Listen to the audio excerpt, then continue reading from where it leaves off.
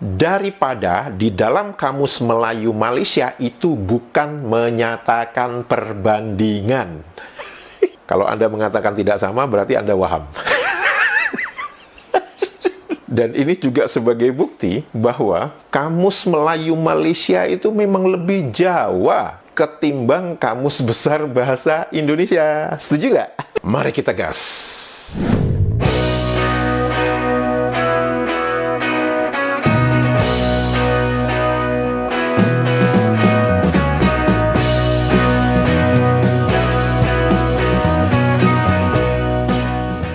Halo, apa kabar semuanya teman-teman? Semoga kita semua dalam keadaan sehat walafiat. Amin ya robbal alamin. Selamat datang di kanal ini, kanal yang berbicara tentang perbandingan kosakata menurut Kamus Besar Bahasa Indonesia dan Kamus Melayu Malaysia terbitan Dewan Bahasa dan Pustaka. Kanal ini juga berbicara pernak-pernik dan informasi tentang negara Malaysia, dan semoga informasi tersebut berguna untuk netizen Indonesia.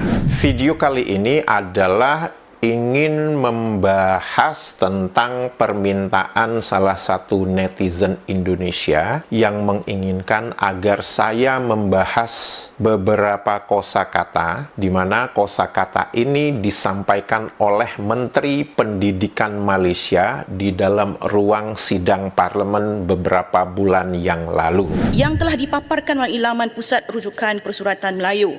Pertama, ketimbang. Kedua, tatanan. Ketiga, intihal. Keempat, mahsul. Kelima, purbasangka. Keenam, takul. Ketujuh, kesenjangan. 8, tiwikrama. 9, walhasil. Dan 10, mahakaya. 11, kebenakaan. Dan 12, tata kelola. Kita tidak boleh menjadi katak di bawah tempurung. Saya akan membuat 3 seri video agar penjelasan kosakata tersebut bisa lebih fokus dan tentunya bisa lebih nampol. Setuju ya? Kosakata pertama ini sudah saya bicarakan di dalam beberapa video sebelumnya, dan teman-teman bisa mengklik di link di atas ini. Kosakata itu adalah kosakata ketimbang. Ketimbang di dalam Kamus Besar Bahasa Indonesia itu menyatakan perbandingan, dan sinonim dari kosakata ketimbang adalah daripada. Apakah ada kosakata ketimbang di dalam Kamus Melayu Malaysia, baik di versi cetak edisi kedua tahun 1986 dan versi cetak edisi keempat tahun 2005? Tidak ada kosakata ketimbang. Saya hanya menemukan kosakata ketimbang ini di dalam versi online Kamus Melayu Malaysia. Hal yang jelas, kosakata ketimbang ini adalah kosakata yang sangat akrab dan sangat familiar dan sering digunakan oleh orang-orang bersuku Jawa di Indonesia. Dan kosakata ketimbang itu sudah menjadi bagian dari kosakata bahasa Indonesia. Perkataan ketimbang merupakan perkataan yang terdapat dalam Kamus Besar Bahasa Indonesia. Mengapa kosakata ketimbang ini jadi ramai dibicarakan di Malaysia? Ini karena pihak oposisi Malaysia, oposisi itu dalam bahasa Malaysia itu disebut pembangkang. Bukankah di Malaysia itu tidak boleh membangkang? Ini kok tiba-tiba boleh jadi pembangkang? Baik, pihak pembangkang Malaysia ini seperti biasa membesar-besarkan, menghiperbolakan apa yang menjadi ucapan oleh Perdana Menteri Malaysia Anwar Ibrahim, di mana pembangkangnya Malaysia ini mengatakan bahwa sebagai Perdana Menteri Malaysia, mengapa kita harus menggunakan bahasa Indonesia? Mengapa kita tidak menggunakan bahasa Malaysia?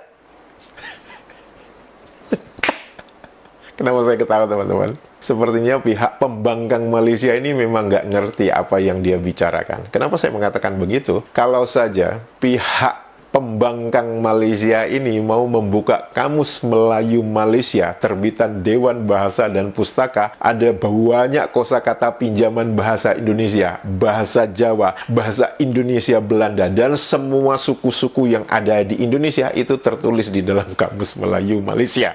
Untuk menunjukkan betapa gapteknya pembangkang Malaysia ini, di dalam ruang sidang parlemen Malaysia, salah satu pembangkang Malaysia ini mengatakan bahwa dia sudah melakukan pengecekan di internet. Ketimbang-ketimbang ni, saya cek dalam Kamus Dewan, tak ada perkataan ketimbang.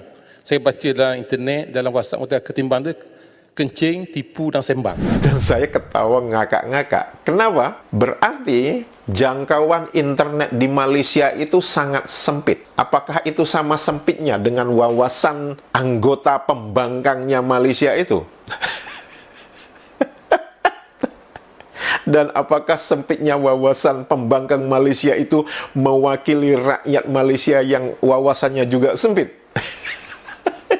Teman-teman cari aja di internet, Google aja itu, apa arti kosakata ketimbang. Itu kalau Anda tidak menemukannya di dalam Malaysia, Anda pasti ketemu di dalam websitenya Indonesia. Jadi kalau dikatakan oleh pembangkang Malaysia ini yang mengatakan bahwa, oh dia sudah mencari di internet dan tidak ketemu, itu adalah alasan yang mengada-ngada, itu adalah pembohongan kepada publik. Dan yang lebih hebatnya lagi, tanpa mempunyai rujukan yang resmi, tanpa mempunyai acuan yang resmi, pembangkang Malaysia ini di dalam ruang sidang parlemen Malaysia mengatakan bahwa ketimbang itu adalah singkatan dari kencing tipu sembang.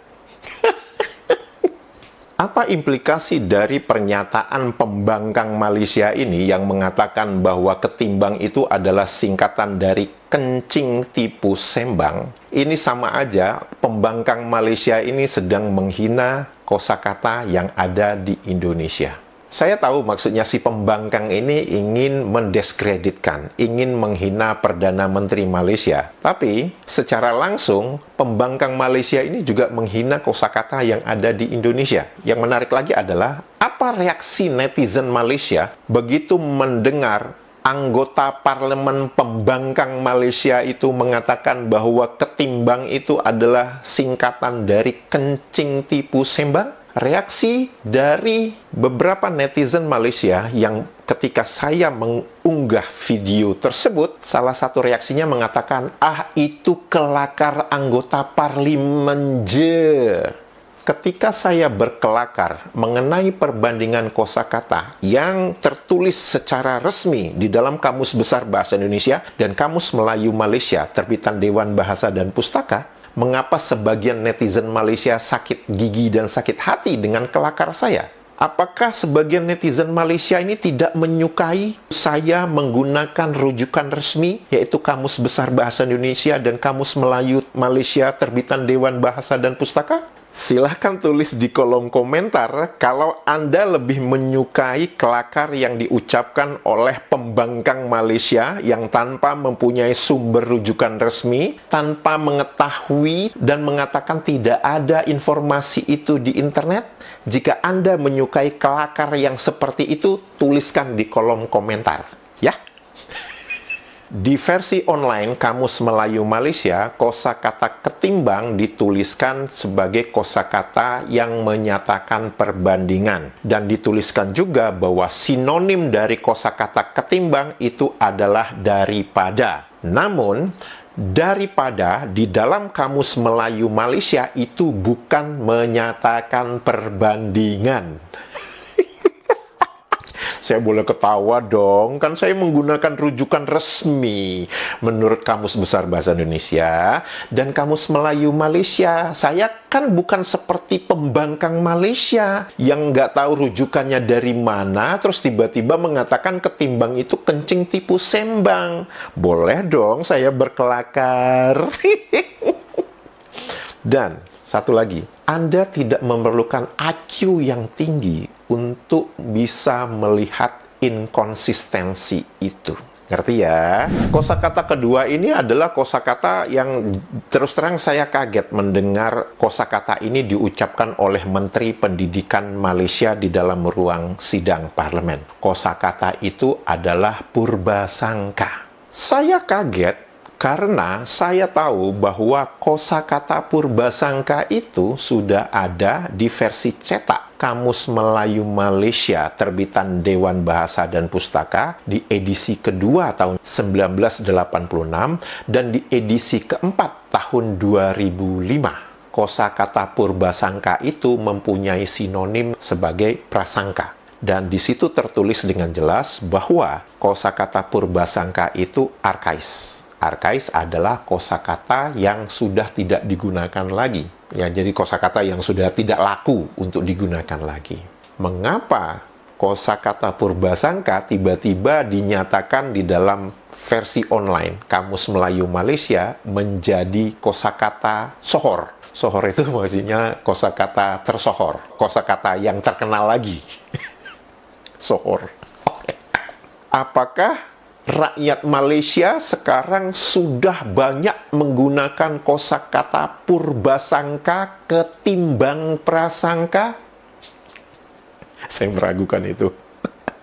Saya yakin rakyat Malaysia lebih familiar, lebih akrab di telinganya kalau orang menggunakan kosakata prasangka, bukan purbasangka. Jadi kalau disebutkan sekarang purbasangka itu sebagai kosakata terkenal saat ini, itu kan harus ada pemicunya apa? Apakah kosakata purbasangka itu banyak digunakan oleh para sastrawan dalam tulisan-tulisan sastranya, ataukah kosakata purbasangka itu banyak digunakan dalam pertuturan sehari-hari rakyat Malaysia?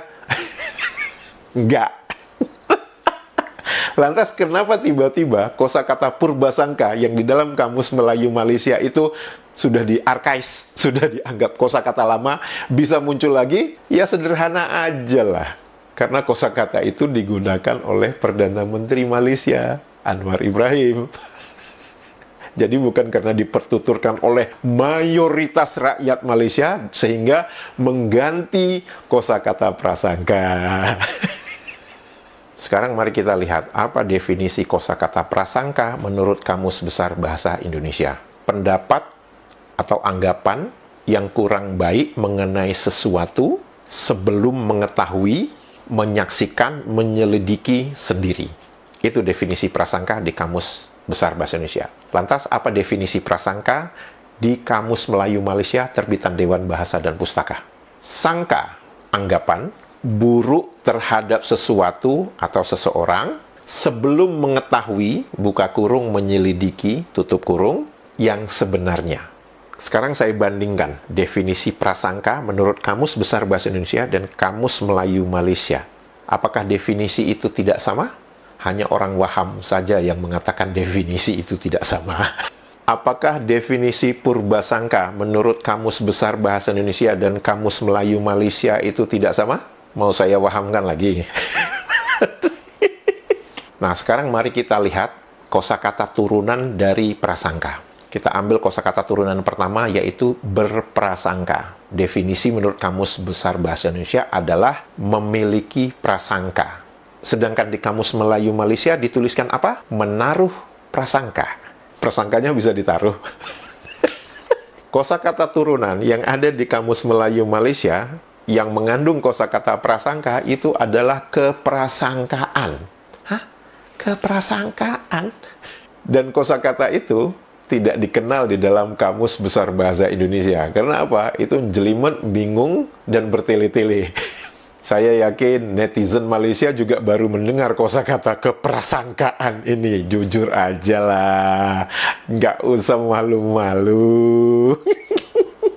Kosakata ketiga itu adalah tatanan. Menurut Kamus Besar Bahasa Indonesia, definisinya adalah aturan, tata tertib, sistem.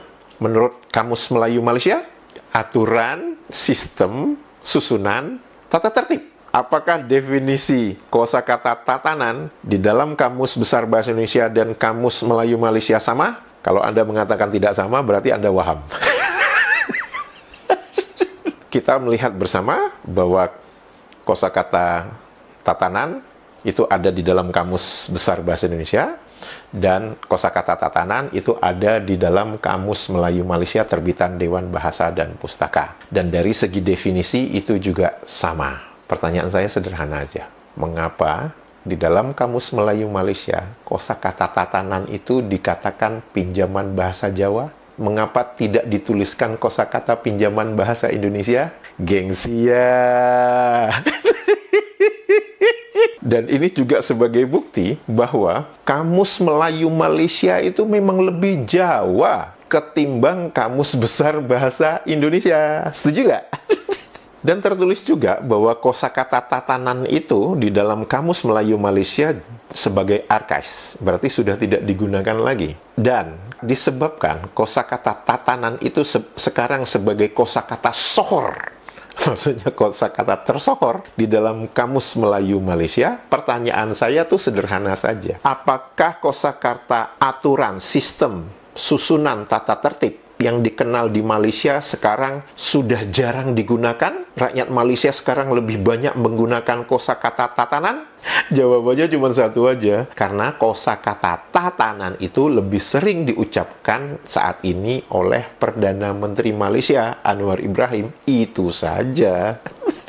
Ayo, ngaku aja.